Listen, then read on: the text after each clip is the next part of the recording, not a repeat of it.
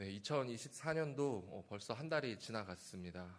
우리의 일상이 여러 가지의 일들로 분주하다 보니 시간이 지나가는 것도 우리는 잘 모르고 살아갈 때가 많습니다. 시간에 쫓겨 살다 보면 정말 중요한 것들을 놓칠 때가 있는 것 같습니다. 그럴 때 우리는 분주함을 좀 내려놓고 약간의 여유 속에서 비로소 자신의 주변과 또 자신을 돌아볼 수 있는 그런 시간을 갖게 되는 것 아닐까 생각해 봅니다. 이 새벽의 시간이 바쁜 일상 속에서의 잠깐의 여유를 누리는, 그러면서 하나님 안에서 우리 자신을 돌아볼 수 있는 귀한 시간이 되시기를 축복합니다. 오늘의 시편은 다윗이 왕의 자리에 오르면서 국가의 지도자로서 하나님 앞에 다짐하고 결단하는 내용이 담겨 있습니다. 다윗은 이전에 사울이 왕으로서의 실패한 모습들을 보았고, 또 그가 왕으로 오르기까지 수많은 우여곡절들을 겪어왔던 그런 경험들이 있습니다. 그런 과정 속에서 왕의 자리가 가진 그런 의미, 또 왕이 가진 큰 의무와 책임이 무엇인지를 굉장히 많이 고민했을 것 같습니다. 고대 사회에서 왕이란 국가의 정치, 또 군사, 법률, 경제 등 거의 모든 영역에서 최선방에서 이끌어가야 하는 매우 중요한 역할을 감당했습니다. 성경에 보면 열왕기 시대의 왕들은 군대를 지휘했고 이방 나라의 공격으로부터 나라를 방어해야 하는 큰 책임이 있었습니다. 다윗은 타고난 전사죠. 그래서 수많은 전쟁 가운데서 이스라엘에게 승리를 안겨줌으로 인해서 군사에 관해서는 굉장히 탁월한 능력을 보여주었습니다. 하지만 그것만으로 완벽한 왕이다, 하나님이 세우신 왕이다 라고 말할 수는 없겠습니다. 그래서 다윗은 하나님이 세우신 왕이 무엇인지, 또 하나님이 세우신 왕이 가야 할 그 길이 무엇인지를 되돌아보면서 하나님 앞에 지금 이 시를 올려드리고 있는 것이죠. 다윗은 이 노래를 시작하면서 스스로를 하나님 앞에 세우고 있습니다. 1절에 보니까 내가 인자와 정의를 노래하겠나이다.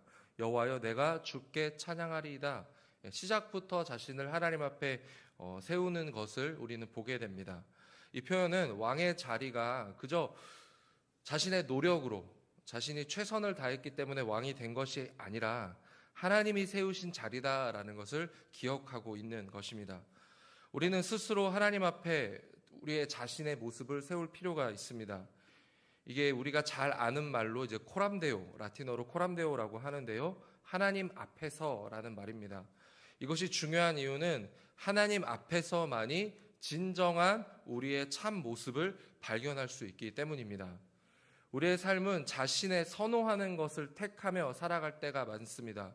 옳고 그름, 무엇이 옳은지 무엇이 그른지 그것을 따지면서 나아가기보다는 나에게 좋거나 아니면 나에게 싫거나 이런 것을 따라 삶의 방향을 정하게 될 때가 있다는 겁니다.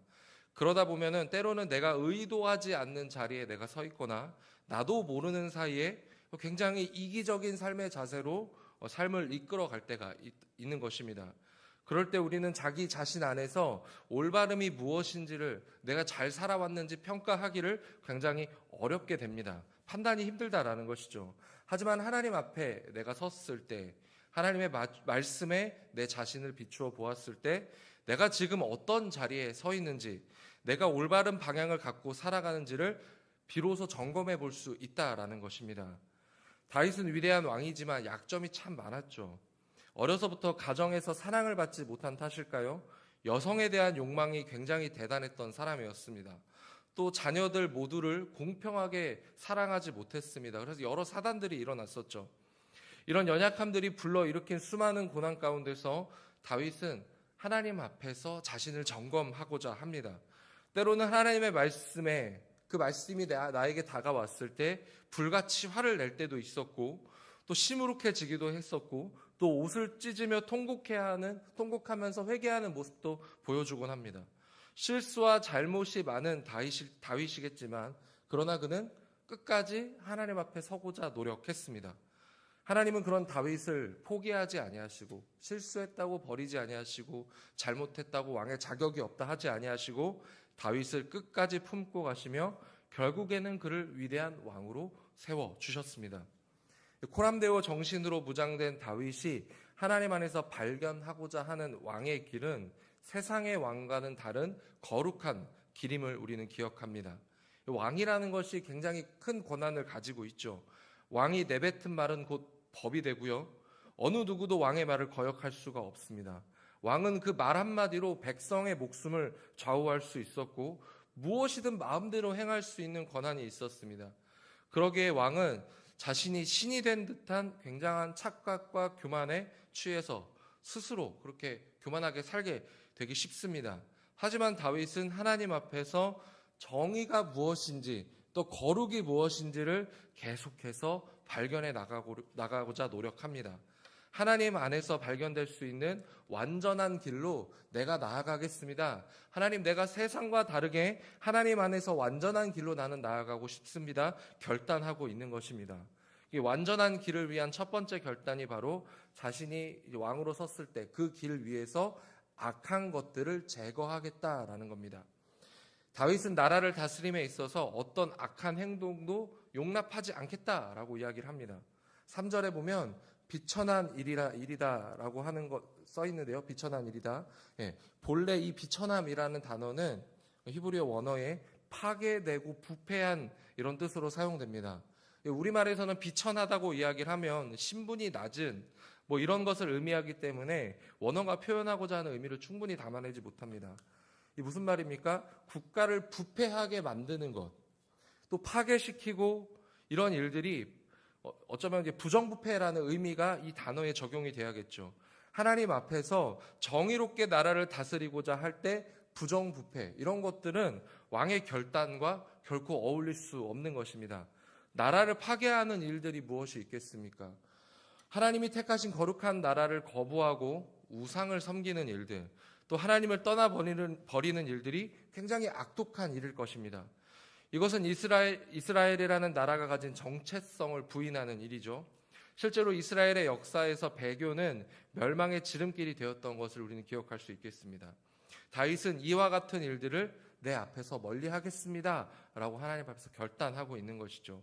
또 지도자에게 있어 중요한 것은 무엇입니까? 바로 나라와 이 공동체의 유익을 구하는 것이죠.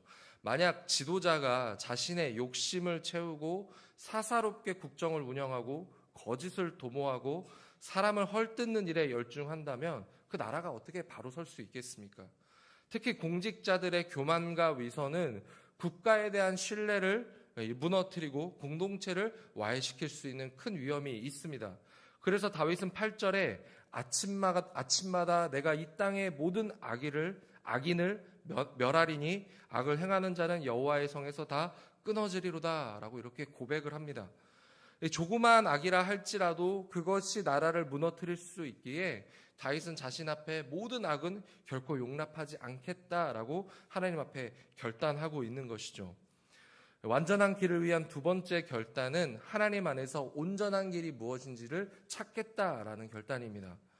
하나님의 나라를 다스리는 이 왕이 해야 할 일은 바로 나라를 바로 세우고 온전하게 지켜가는 일인 것입니다. 그 일은 절대로 지도자가 이렇게 마음먹었다고 되는 것이 아닙니다. 함께 마음을 품고 나아가야 할 사람이 필요하다라는 것이죠.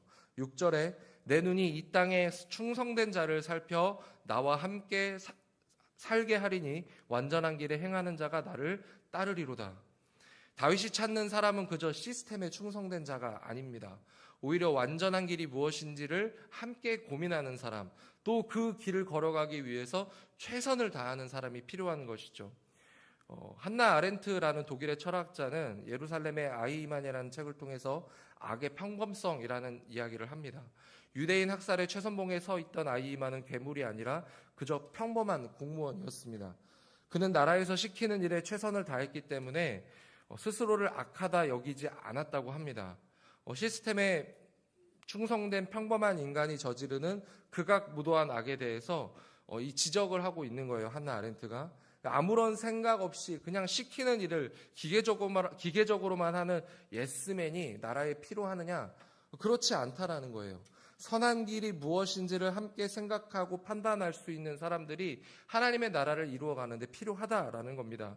명문교회는 올해를 시작하면서 교회여 일어나 세상으로 흘러가라 라는 표를 놓고 함께 기도하고 그렇게 살아가기 위해 우리는 결단했습니다. 한 달 동안 살아보시니까 어떠십니까? 코로나 이후에 어떤 것도 할 수 없어 주저앉아 있던 자신을 잘 일으켜 세우셨습니까? 더 나아가서 여러분의 삶의 자리에서 그리스도의 사랑을 들고 잘 흘러가셨습니까? 아직 한 달밖에 안 되는데 벌써 물어보냐 하시는 분들도 계실 것 같은데요.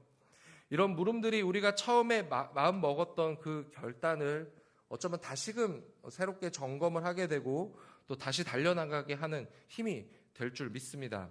이 목표를 이루어가기 위해서 우리가 무엇을 해야겠습니까? 먼저 우리 안에 있는 악한 일들을 제거할 수 있어야 합니다.